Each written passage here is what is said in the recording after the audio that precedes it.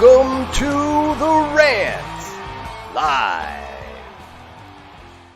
Welcome to the Rant, everybody. I'm John Strong, and I'm joined by I thought it was supposed to be Evan Altman, but why don't you explain yourself? I'm in hiding after that one. This is the Bears. And I feel like it was time to bring it back, man. The Aints fans back in the day used to wear their paper bags on their heads. So we're going with the paper bag for as long as I can actually keep this on here and maintain my sanity, which may only be like 30 or 40 seconds. But okay, so Evan has, for those on the podcast, Evan has a paper bag that says the Bears on it, which is spelled D-U-H and then B-A-R-E-S, which is pretty suitable, I guess, if that's what you want to say for the situation. I mean, listen. I mean, it's just they're not deserving. I'm wearing a Bears sweatshirt under here, but they don't deserve me wearing their stuff. I don't want to be seen in it. After it is somewhat disgraceful. Embarrassing. Like it would, but it was entirely predictable. It was entirely predictable. That's the worst part. It's not that they suck. Going all the way back to week one, really. Well, what they were going to do, right? Hey. Guess what they didn't do yet again? Score in the third quarter. I mean, like how? Damn it! I can't even handle keeping that thing. It's more the vision than anything that kind of jacks with you. But it was the same old story, man. Like they were going to look for a way to Bears. And it felt like that was, oh, here we go. That's why I couldn't fix because I'm backwards on this thing. They found a way to lose, man. And what's amazing to me is how this team can play a conservative, not to lose style of game in the second half and still manage to abandon the run entirely. Like when you're ahead, you would think you would want to keep running. And they were running all over the place in the first half. They went for over 100 yards, 3 rushing touchdowns in the first half, and then just completely stopped. It's like you're ahead. You want to keep running and use the clock. They had and get the field position. 105 yards rushing in the first half, 105 yards, 26 yards rushing in the second half. And this is not because Detroit's rushing defense stepped up. This is because they had 18 rushing attempts in the first half and then 9 in the second half. And this was not because they were behind and throwing the ball to try to catch up. They were actually in the lead the entire game. They just simply chose not to run the ball. And the play calling, I mean, it was like, I don't know if Matt Nagy took the play calling back over from Bill Lazor in the second half or this game, or I don't really know who was calling the game, but it kind of felt like a Nagy game. It was just there were so many calls and play calls that were just made no sense whatsoever. I would have run. I would have run the ball, 5, 10, however many consecutive times. I mean, there was no reason not to. Well, other than the fact that they don't, I mean, this is a dead horse. The horse died like in week 6 or 7 and got sent to the glue factory. And I'm using the same stick I beat it with to now stir that stick, that tub of glue. But it's so bad. But they are incapable of making any. First of all, they don't game plan well in the beginning. Although it looked coming out of the gate here, looked like they were doing okay, right? They were using the run game effectively. They were mixing run and pass. They had Trubisky shifting around a little bit. He was mobile. He was finding receivers all over the place. Cole Kmet had season highs in targets and receptions, and he had a touchdown. They were getting to Mooney and Miller and Robinson and both running backs. I mean, Montgomery and Patterson were both doing not only well running the ball, but they were making a lot of receptions out of the back. Like the offensive flow looked great. And then at halftime, it's like they said, shit, that all worked in the first half. Better change it. Like, no. What? So it's not even about making it. Sometimes you don't need to make an adjustment. or maybe shift Rarely. I mean, for the Bears, that doesn't usually happen very usually often. they have to and they don't. And this time it's like they didn't have to, and it felt like they did. But they did just for the sake of making a change. They wanted to see if they could do more than just lead the game, I guess. Which is like, but that's what's so odd about it. But then, I mean, there were a few, and I don't know. Did you read the post? Because I'm gonna cite a few things. Did you read my most recent post that went up here shortly before our show about how they're cowardly? I kind of read it before it was published a little bit, but okay. It still needed some content before I read it. So this and so you probably saw some of this that's in there, but for those who didn't, or I'll tee you up for some of these. So they had was about 4.5 minutes left. No, it was like 7.5 minutes left in the game. They're still up 30-20. Right after the interception. Right. So that felt like, okay, Bilal Nichols, man, fat guy pick. Right. And he's not a fat guy, he's in perfectly good shape. But he's a big man pick, right? Defensive lineman. Picks off Stafford.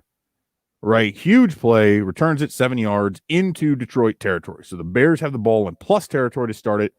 Holding penalty, set them back. So now they're going 2nd and 11. They get a 7-yard pass. They end up 4th down. 4th and 4 on Detroit's 40. Right, you're not kicking a field goal from there. Cairo Santos doesn't have the leg for that. But you're up 10, plus territory. And you feel like you should go for it there. Like Matt Nagy has made some really shitty decisions to go for it this season, like pretty much everyone he's done. But that one really felt like here's a moment to kind of, go for it. Right. But they didn't, and they punted.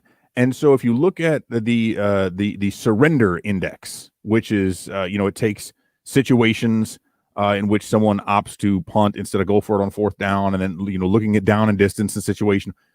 That one, can you tell the viewers or the listeners, if you recall, and if you don't, I can bring it up, or if you just have to guess, what percentile in terms of the most cowardly 4th down decisions of the season, where did that fall? That would fall. I would say that would fall in the 90th. It was actually 94th. Okay, for this season. But if you go back, I think it was it 2008? Maybe it wasn't that far. Maybe it was 18. Whatever it was over the last several seasons. It's actually in the 92nd percentile. So is among the most cowardly. And here's the thing. It would be one thing if you were, of course, I would normally say it'd be okay because the Bears have a great defense, but the defense hasn't been playing very well lately. But, if you have a 17-point lead, or if you're 10-0, and you're just like, hey, we're good. We can score on these guys again. But for a Bears team that had lost 5 in a row and had that lead and at home, and, fans are no, that's a play you got to go for. And then to follow that, there was some work that was done by the gentleman, now his last name escapes me, but from The Athletic, who had put together kind of Fishbane, right? No, it wasn't Fishbane. It was Ben something, because he's from The Athletic, Seattle. Okay. Maybe I could pull it up here because I'm looking at it. Ben Baldwin, computer cowboy, looked at which teams make the right decisions on when to go for it, when they should, meaning Maggie's got to be the worst. Yeah. Oh, yeah. And so like a high percentage of success rate, right? And granted, some of these sample sizes are a little bit different, but it's when going for it, and the gain in win probability would be for at least 2 percentage points. The Bears are dead last, less than like 0%. Basically, they never make. So if you look at all the teams, the other 31 teams at least have a little bar of color underneath them. The Bears have none. It's just their logo sitting at the bottom, and you can check that out if you go over to Bears Insider. And so I call them the Cowardly Bears, which again is play, because playing the Lions, Cowardly Lion, Wizard of Oz, But that's the thing. It's just not, when we talk about this, the decision to punt in and of itself was bad in that moment. But it's entirely indicative of a much more systemic issue that they have, which is that they simply do not make the right decisions situationally, and they play scared.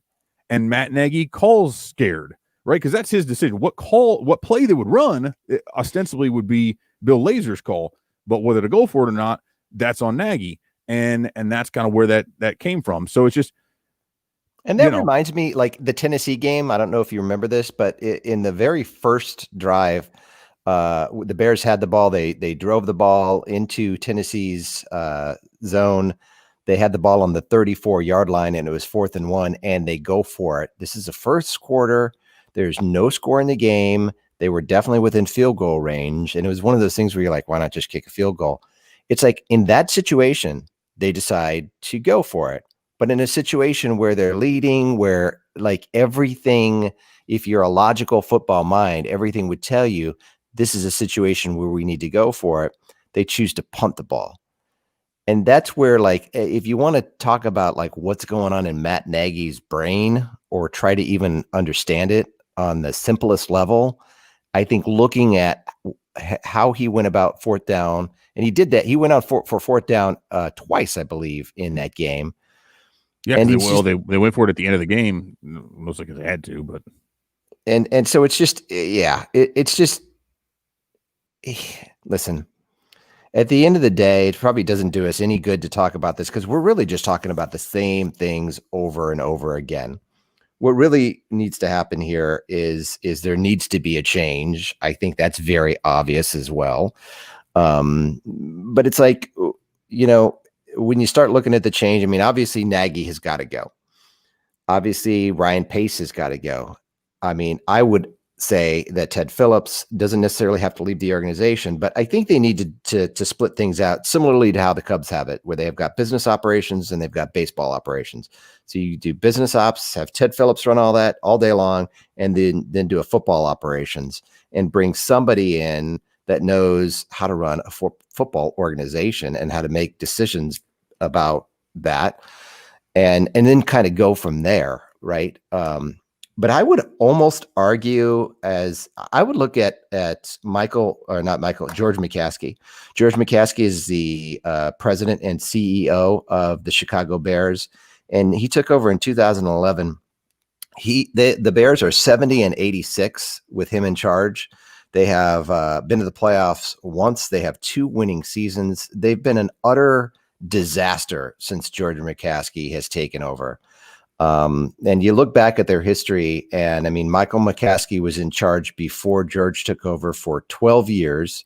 And, at least he went to the playoffs 4 times. I think his Super Bowl appearance in there, and, there was some success, but George has failed completely. And so it's not, and they say, all right, well, we don't trust Ryan Pace and Matt Nagy to draft, whatever the draft position the Bears are going to end up in, the next quarterback or whoever they're going to end up with this 1st-round draft pick. I'm not sure I trust George McCaskey to make a hiring decision to figure out who needs to be running the Bears football operations. Well, yeah, I mean, McCaskey and Phillips both, but I think the issue is that we go down and you get, okay, so very high likelihood. Now, here's the thing. The Bears never fire anybody mid-season. However, a very good argument could be made that they need to actually change that, right? Though they probably should have changed it. I actually wanted to see Nagy fired last year, but that's really coming to fruition now. But when the dude answers the question from the media after the game, like, "Hey, what's been going on the last 2 years?" Why? And he says, "I don't know. I don't know, dude." Like that again. I'd rather have you tell me what the problem is and haven't been able to fix it, because at least then what it is and there's something tangible. If you don't know, that displays a level of ineptitude that cannot be stood. Like, there's no point to have you there. If you don't know what's going wrong, you need to go, and being gone will not, like, at this point, hell, maybe, and we saw this, right? Hey, the Lions fired their coach and GM and they won a damn game. So maybe the Bears don't go firing everybody. Maybe you keep them because they suck so bad that having Nagy in place is going to continue to help them lose out. Whereas getting a new guy, the team might get fired up and accidentally win a game or two and screw up your draft position. But, I think we look at, so I'm going to ask you a question. So a scale of 1 to 10, 1 being least likely, 10 being most likely. I'm going to go through a few questions here, rapid fire. So 1 to 10, Nagy fired before the end of the season. 10. Okay. So you do think he'll be fired before the season concludes? Look, I think he should be fired before the Right, but season I'm saying concludes. the likelihood. What do you feel is the likelihood the Bears will do this? 1 to 10. Oh God, that's hard. Probably 3, but in all, it should be a 10. Okay. Ryan Pace fired before the end of the season. 1. Matt Nagy fired after the season. 10. Ryan Pace fired after the season. 10. Ted Phillips fired at all. Ted Phillips will not be fired. 1. Okay. The fact that they'll get smart and hire a director or a president of football operations to work alongside Phillips. 1. So basically, where we are, and ownership's not selling. I think we'll just go ahead and put that at a 1. I think so. I think the best case scenario that we can hope for is that they will luck into a good hire at GM and coach. But we've already heard, the reports are already out there that they want to target Pat Fitzgerald, which means they've effectively neutered any general manager because they already have their coach lined up, unless they're going to make Fitzpatrick or Pat Fitzgerald. For some reason, I want to call him Ryan Fitzpatrick, Pat Fitzgerald from Northwestern, unless they want to give him responsibility over player personnel, which to me would be the stupidest thing you could do because you're talking about a college coach coming in. It's one thing to coach. It's another thing entirely to actually run the organization. We saw that with Nick Saban in Miami. It is just beyond, like, they're already, even before they've fired anybody, there already are rumblings that they're going to make some hires. And then, so we're going to end up with an accountant and former consultant, an Ernst & Young guy still continuing to run both the business and the football operation. You're going to go and probably hire a head coach because of his cachet in the city of Chicago, or, again, it's Evanston, so let's not confuse things, but who's got local ties, again, a butts in seats kind of a hire, who, again, he's done good things at Northwestern, but let's not beat around the bush with this thing. And then you're going to have to bring in GM who doesn't get to make a decision on his coaching hire, which means you're not getting the kind of GM that you really want. You're probably going to get somebody on the team who's like Ryan Pace, who's looking for a nice step up and again, to get that big paycheck and big deal without actually having the track record. And it's the same old shit all over again. It's the same. It's like banging your head against a wall. Well, there's a report here. I'm looking at Bleacher Nation right now, and they have an article that David Kaplan today on this morning's show said something. I'm just going to quote it. I got a text from a good friend who's wildly connected in that building known as Hallis Hall. You know what he said to me. I'm going to throw it out there. I'm not going to throw his name out there, but this guy has given me tips before. He texted me and said, You didn't get this from me. Don't be shocked if Ted Phillips announces he's retiring at the end of the season. Not reporting it's a done deal. I'm just telling you that someone who's been a reliable source to me said that he believes Ted might retire. And so that, Ted Phillips has to go in order for anything organizationally to be restructured. He at least has to be removed from the football operations side of things. For sure. He never should have been in that position. Right. He came up. He was the controller for the team. Like I said, I'm not even making this up. An accountant. He has a degree in accounting. He worked for Ernst & Young, or what became Ernst & Young. He was the team's controller and handled the finances, and then got elevated as president, CEO-ish type. Running a football organization. Yeah, he's not a football guy. And making football decisions. That'd be like if Crane Kenny was making I'd be shocked if baseball personnel football. Decisions. Yeah, and I mean, maybe he did. Maybe he was a stud football player. Who knows? No, but clearly, I don't think so. But clearly, we've seen that this is not a one-time thing. And again, we brought this up whether it's last show or the one before. Over the last 30 years, the Bears are indistinguishable on paper from the Redskins / Washington football team and the New York Jets in terms of overall success. And Super Bowl was their one out. Like, if you look since the merger, they really haven't been any good overall. This should be an elite organization that the Chicago Bears should be more like the Green Bay Packers are.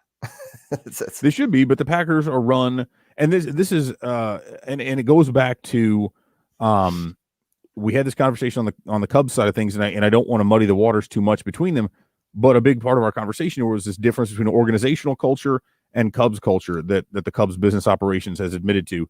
And with the Bears, they are continuing to live off of the 1985 kind of, and the Bears as an institution in Chicago, which they are, but ownership has continued to live and thrive off of that versus actually working. And so if you look at the Packers, the organizational culture, top to bottom, that's been established there, they draft well, they develop players well, they keep players in the fold well.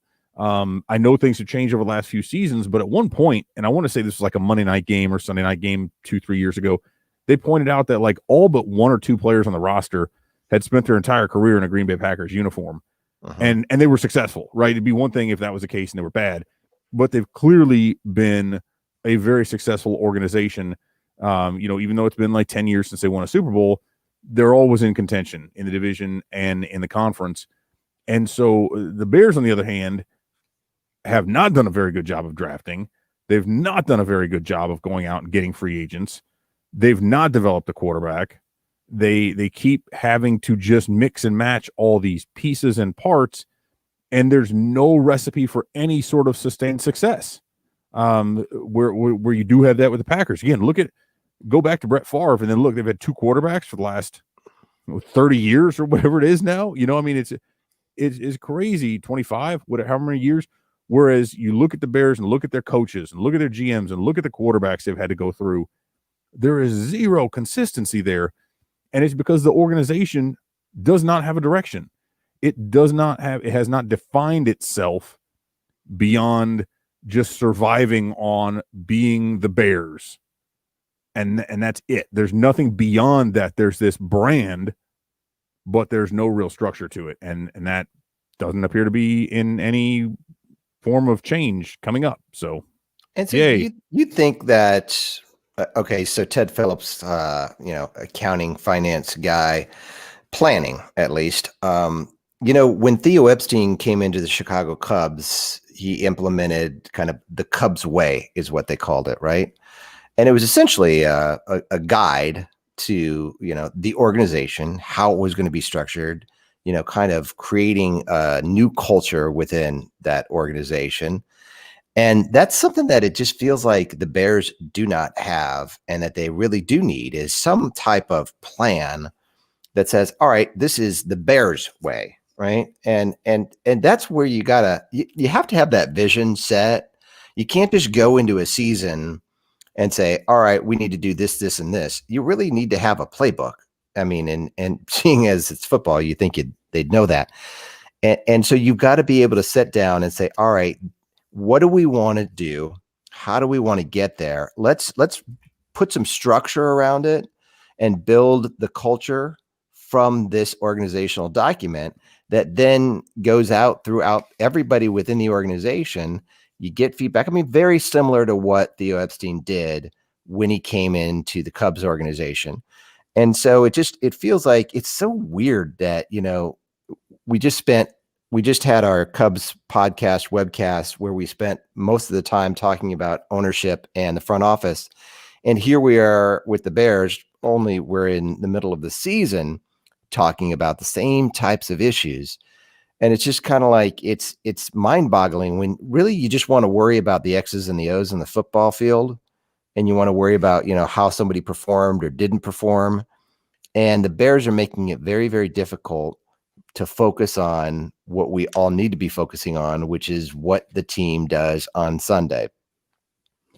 Yeah. And I mean, it felt, and I'll be honest, I almost was disappointed that they were going to win because, but I like, I don't want to be in that position as a fan, but I knew that it would have been a mirage. It could possibly have given Nagy and or Pace renewed life. Had they come out and dropped 30 and gotten a win, it would have hurt their draft position, right? They're still in 13th, I think, right now as it is. That's not great. Wins do not help them now. At this point moving forward, they're not going to make the playoffs. They still do have a chance. Well, I mean, I don't know if you were watching the game last night, but yeah, they were in theory. They're not that far away, but they'd actually have to win though. Right. Which you don't want that because they're not good. They don't deserve a spot in the playoffs, nor would that serve them any purpose whatsoever of getting thumped, and now you've got an even worse draft position. So, and seeing things like, to me, that was, it doesn't matter what happens from here. People heads need to roll, but I've been saying that for 3 weeks and it hasn't really mattered yet, or 4 maybe. But they are a rudderless ship, and I love like these reports come out and like, Virginia McCaskey he's just like 189 years old or whatever now, and like she's really mad about no, stop. If ownership was really mad, if ownership was legitimately upset or embarrassed about what's going on, they'd do something to change it, but they're not, and they haven't. So don't give me this stupid shtick about they're upset. They're not embarrassed. You know why? Because it can keep cashing checks, because they still own the team, and they're holding on to that legacy. And I think that's part of it, is they're holding on to the legacy of Papa Bear Hallis, and that's what their family has. That is their family legacy. And it's been their family business forever and ever and ever. They're screwing it up. Right. They are. But they don't know any better. Right. It's like, all right, well, if you're really embarrassed by it, then do something different. But they haven't for the last 30 some years. And so why would that change now?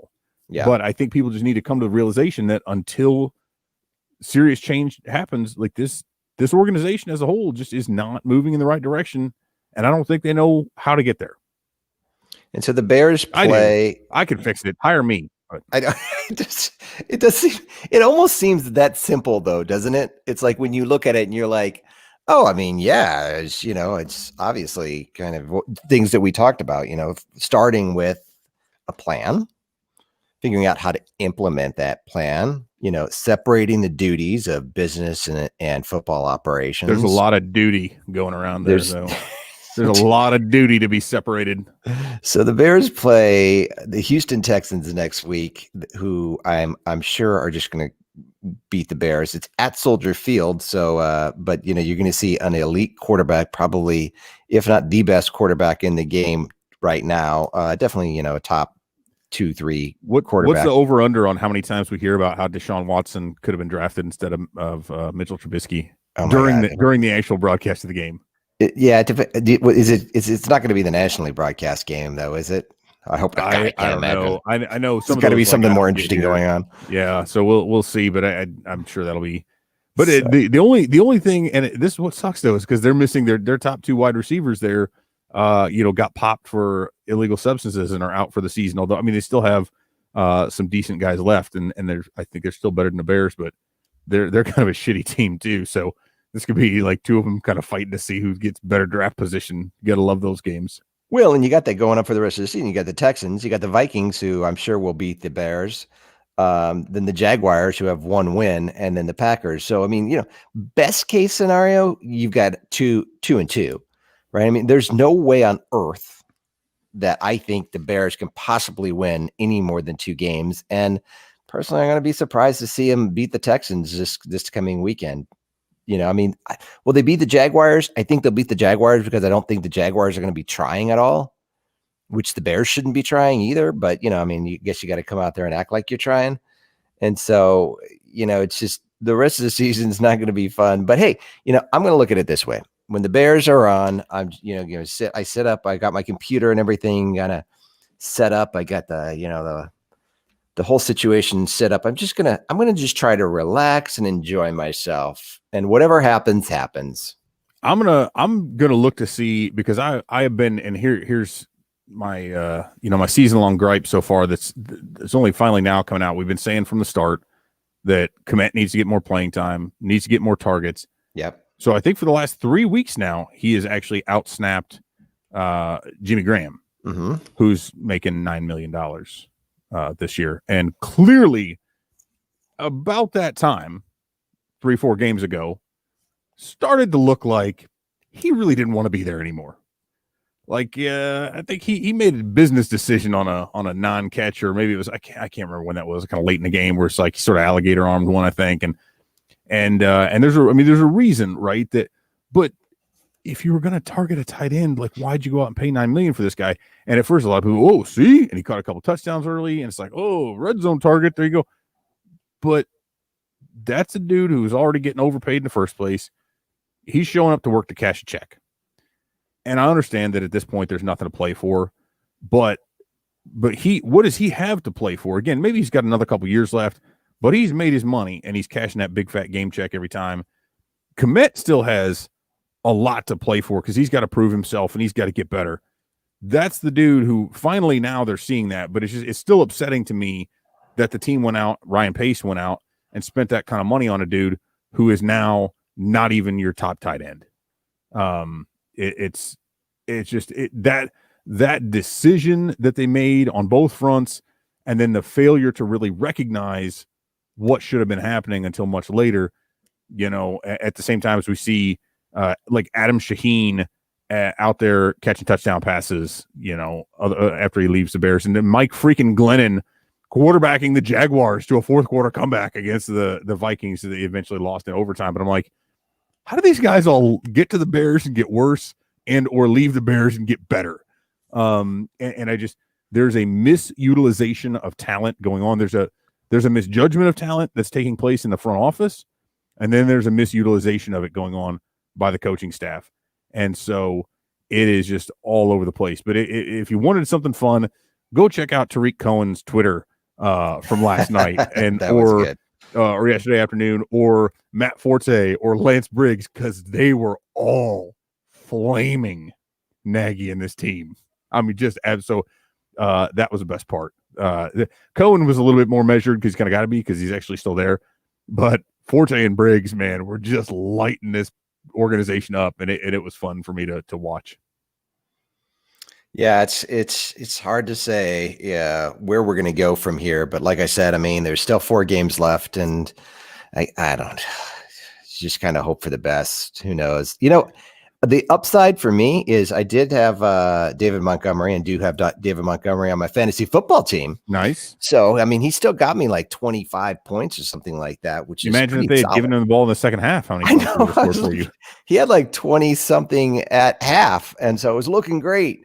And then, yeah, it was just like he wasn't even on the team anymore, and they just benched him or something like that. But he's been actually pretty solid this year. And I mean, if you look at their core, right, and forget the quarterback, obviously, I know it's hard to, but you got David Montgomery, you got Mooney, and you've got Komet. I mean, these are 3 guys you can build around.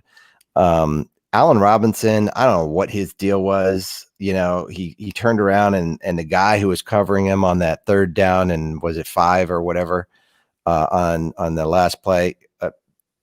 And he runs what was that all about? That was a weird. It's like there was no one even there.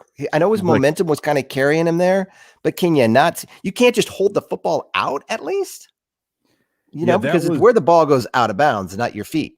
Right. I mean, that was obviously a bad play. Then they failed to even pick up the 4th and 1.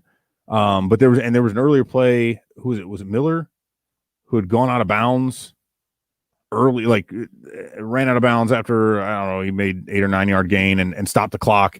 And it's like, no, you're up. You are leading. You need every second. You still had 3 or 4 yards you could have probably gained there. And you got to get this thing right. Like, never go out of bounds. I mean, it felt like, who was it? Was it Marion Barber back in the day? Remember that? There was a play where he ran, this has got to be 10 years ago or so or more. He ran out of bounds, and it's like, dude, all you got to do is stay in. That's it. Stay in and go down. Run the clock. And so, but those are the kind of things, the lack of discipline, the lack of situational awareness and situational execution, that stuff starts at the top. And it's evident. And those are things, a lot of people are like, well, you should know that. And there are certain players who I think have sort of this preternatural awareness and ability, like an IQ for the sport, that they just get it. And actually, Patrick Mahomes seems like one of those guys to me. Yeah, for sure. I think Aaron Rodgers is one of them who just, like, he sees the game differently from what most people do. The Bears don't have a lot of those players, certainly not a quarterback. And their coach is not someone who understands that, as we've talked about. And so there's really no accountability from the top on down to have those things in place properly, so that when you can execute and when you have to drive that ball down the field with a limited amount of time, or, you need a touchdown, or maybe you need a field goal only, whatever it is, in the waning moments of a game, you've got to be able to execute. You have to be sharp, and you have to know Those things have already got to be drilled in there, right? You can't just decide on the fly like, oh, I got to do that. Like, you got to know here's how this is going to work, and that's just something that's not there. This team has not displayed that kind of discipline or awareness, and it comes from the coach. That's an organizational thing, and that is a problem. So, that's why I don't trust them. The best thing that can happen the last 4 games is just to continue to, you're going to play Mitch Trubisky, continue to have him distribute the ball to the young guys, and just kind of try to develop the young guys that you've got. Try to motivate your defense. I don't know what is wrong with Khalil Mack, but he's been terrible the last couple of weeks. He literally wasn't even in the stat sheet yesterday. He had no zero stats, no tackles, no sacks, no pressures, nothing, no passes defended. Nothing. Yeah. Like literally, if you look up the stats, which I'm doing right now, like I'm on Pro Football Reference, and you go down to the defense, and it lists every single player. Like Khalil Mack isn't even listed. Like there's something wrong there. I don't know if there's something wrong personally with Khalil Mack or if he's just completely given up that much. But I mean, this is a guy who should be dominating and he doesn't have a stat. How does that work? Yeah. I don't know. He doesn't have a tackle. He doesn't have an assist. He doesn't have, it's broke. Yeah, it's suboptimal. So hey, what a year to start a Chicago Bears blog, huh? Yeah. This has been wonderful. We you talk about timing. Got a new Bears blog and podcast for you that we started when they were 5-1. Let's man. It's like that was wonderful timing that we had here. Maybe it's our fault. Nothing but losses. Or maybe they were like 4-1. Did we catch a win? I know we got to start it into the season. Did we get a win? I'd have to look. I think we started. I think we did a little earlier than that. Yeah, I think we got a win in there somewhere. Yeah, but, things were still good in Bearland, and man, they're all just jacked up now. So, hey, we're gonna keep on rumbling on, and we'll continue to do our little podcast here, and maybe I'll have to wear a bag on my head. We'll have bags on our heads for the rest of the time. I'm going to save that so I make sure I can use it again. Oh, you'll need it again. Yeah, well, that's true. I might watch games with that on, just take pictures of myself with it. So post them on Twitter. That'll be great. Okay. Well, that's it for this week. Speaking of, that paper sack was more than the Bears had, or at least more than Khalil Mack had. So I had one more sack than him. There you go. Sad but true. With that being said, that'll do it for us this week, and we'll see you guys next week. See ya.